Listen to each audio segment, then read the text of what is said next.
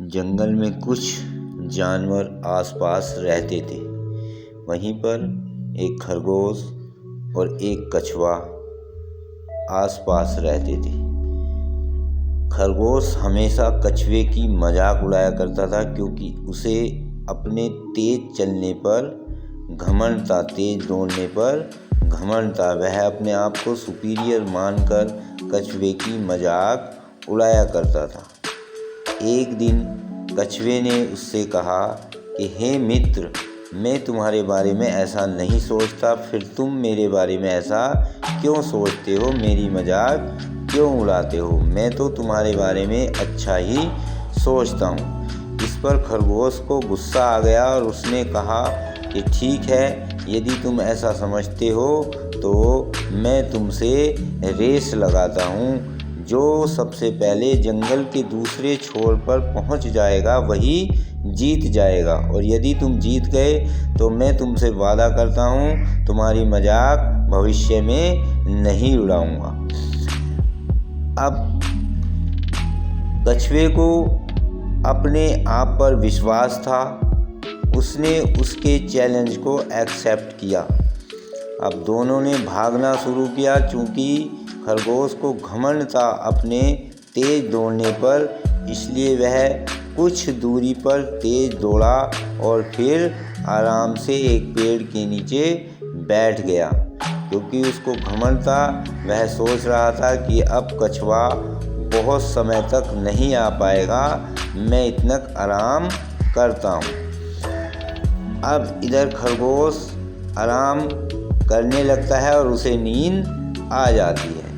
दूसरी ओर कछुआ धीरे धीरे अपनी उसी चाल से अपना लगातार कार्य करता रहता है, और उसके मन में एक विश्वास था कि मुझे जंगल के उस छोर तक पहुंचना है, और वह धीरे धीरे चलता रहा।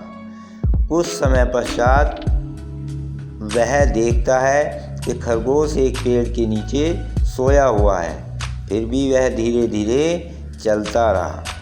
कुछ समय पश्चात वह बहुत आगे निकल गया। अब खरगोश की आंखें खुलती हैं तो खरगोश देखता है कि मुझे तो नींद आ गई थी, तो कछुआ तो अभी पीछे ही होगा, फिर भी मैं चलता हूँ। और खरगोश आगे की ओर चलता चला गया। वह आगे जाकर देखता है कि गंतव्य तक कछुआ उससे पहले पहुंच चुका था। खरगोश समझ गया कि तुम हार चुके हो, और हार का कारण मेरा स्वयं का घमंड है। कछुआ इस वजह से जीता कि कछुए को अपनी चाल पर विश्वास था और लगातार उसने अपने लक्ष्य पर कार्य किया। तो हमें भी अपने लक्ष्य पर लगातार कार्य करते रहना चाहिए। तब खरगोश ने कछुए से क्षमा मांगी और भविष्य में उसका मजाक न उड़ाने का वादा किया। तो मित्रों, हमें अपने लक्ष्य पर एक समय सारणी बनाकर लगातार निर्धारित समय के अनुसार कार्य करना चाहिए, और यदि हम लगातार अपने लक्ष्य पर दृढ़ निश्चय के साथ समय सारणी बनाकर कार्य करते हैं, तब हम अपने लक्ष्य में अवश्य कामयाबी हासिल करते हैं, सफलता प्राप्त करते हैं।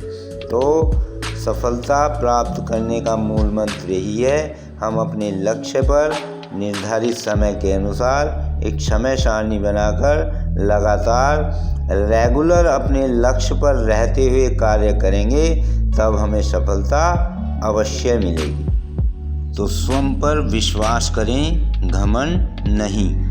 जय श्री राम।